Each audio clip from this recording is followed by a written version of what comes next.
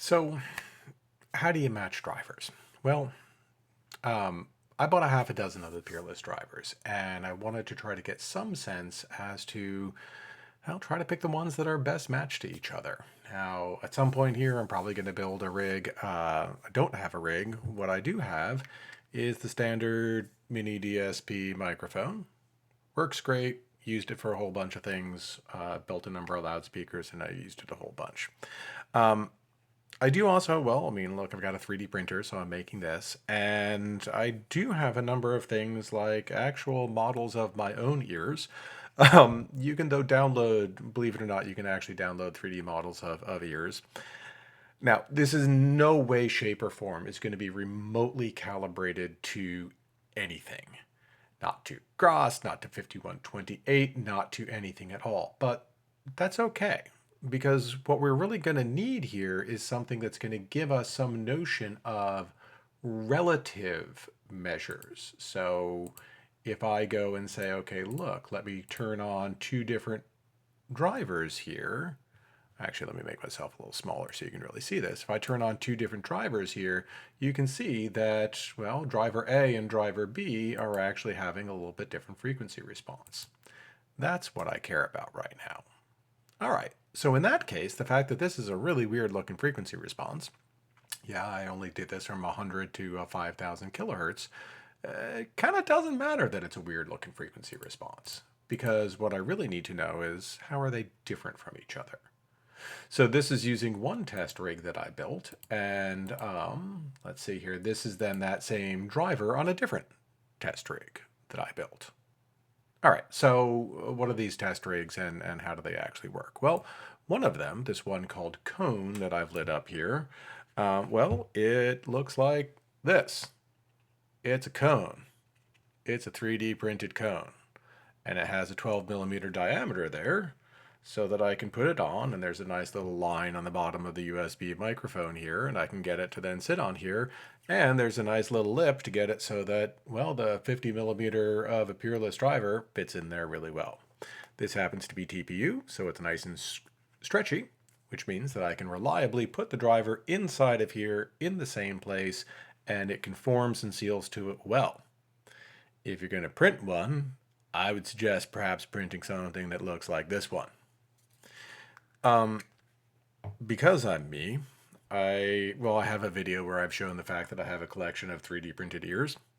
And so I took those, and if you notice inside of there's an ear. That's actually my ear.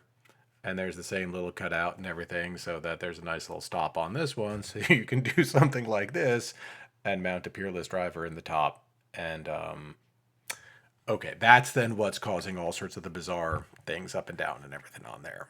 Now, again, do not publish any graphs from this. They're not actually what something is really going to look like.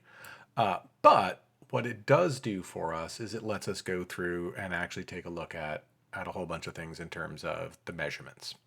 So what I want to draw your attention to on doing something like this are a couple things that even if you've used REW before, this is freeware. You just need the microphone or something like this. If you have the microphone, you probably know what REW is in any case. It runs on Windows, Mac, Linux. I'm running it on my Linux box here.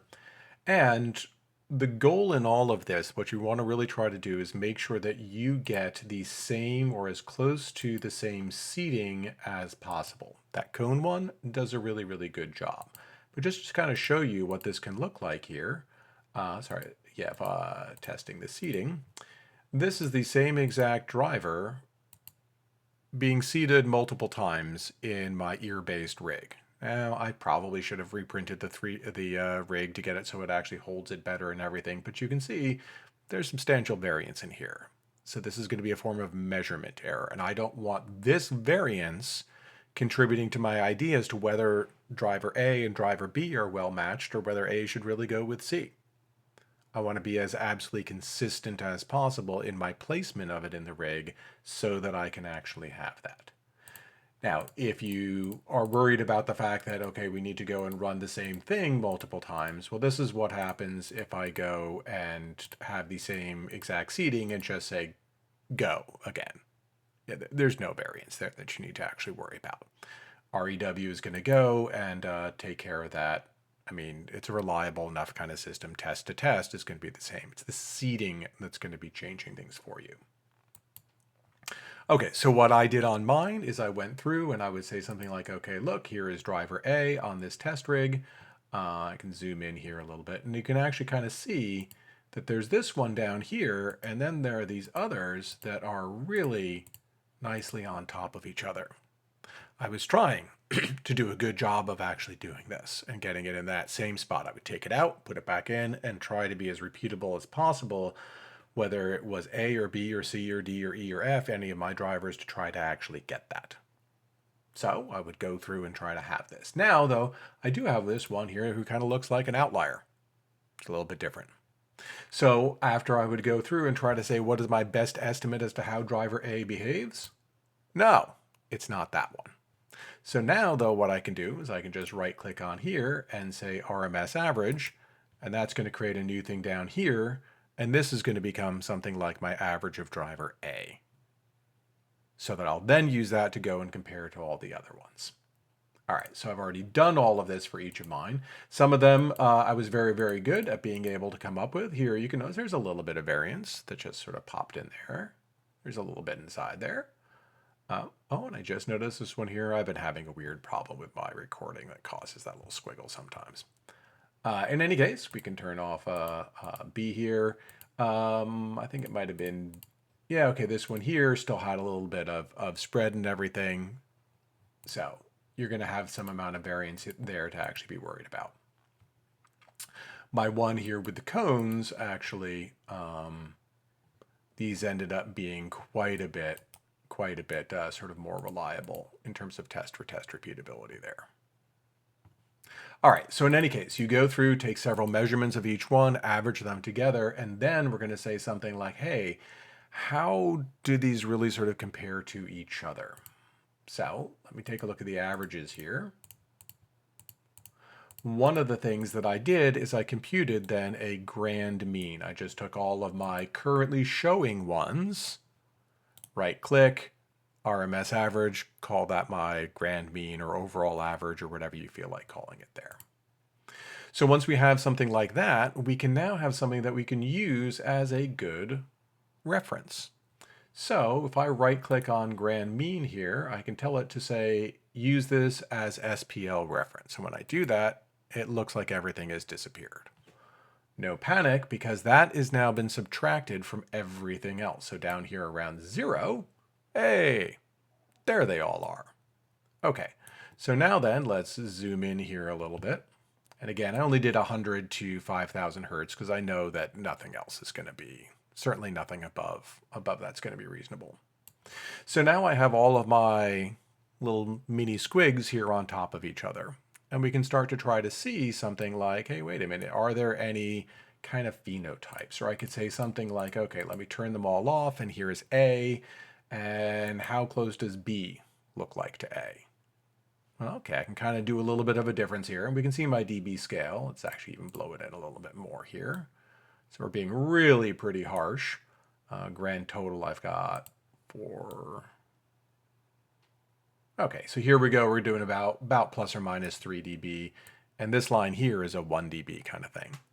So right now I can go and just try to find the one. Hey, actually that looks pretty close. Find the one that seems to be closest, having played then that game of use this as a reference. I could also, though, do something like, all right, tell you what, let me activate all of these guys here, and let me now take A and say, let's have A be the SPL reference. So now these are all the deviations then from A. So turn these guys off, and I can say, all right, look, obviously A is not deviating from A. How is B? That's what it looks like. And you're like, oh my gosh, it's huge, it's horrible. Well, in fact, okay, look, this is 2 dB or whatever off there, but that's, not as good as we can get. Oh, that's really not so bad in terms of this. So maybe A and C are going to be pretty darn close. Yeah, those are pretty darn close. And then on each one of these things here, I can now say like something like, oh, I don't know, let's take B and have it be the reference. All right, B is now the reference, and I can go through and say, hey, I know it's not all that close to A. You know, we see that, but what about C? What about D? Oh, wow, wait a minute there. That's actually looking, you know, there's the 0 line there.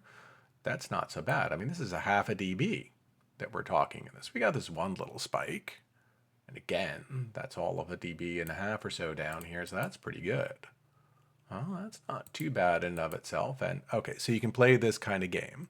I went through and I did this for each of them and came up with the pairings. I did it on both these measurements, but then also measurements. These are off of the weird ear thing. Also, I did it on measurements on the cone. I did it several times to try to make sure I was convincing myself that, yeah, this is then actually the best sort of mating and pairing. So I now have as close as I can to match drivers. What I will say in all of this, by the way, is that in general, overall, the driver matching just straight from the factory, not bad.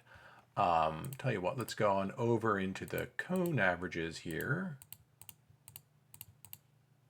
And let's say have the cone mean be the SPL reference.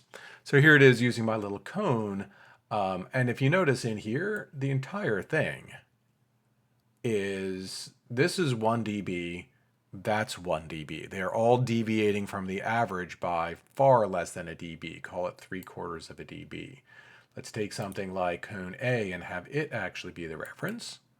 All right, if cone A is the reference, we can see here that the biggest swing is a dB, and maybe a dB and a quarter or something like that in terms of the variability, the difference from cone A there. So honestly, if you ended up just buying a pair of them, or maybe buy one to have as a spare just in case you mess it up or something like that, not really a horrible thing that you're going to be fighting.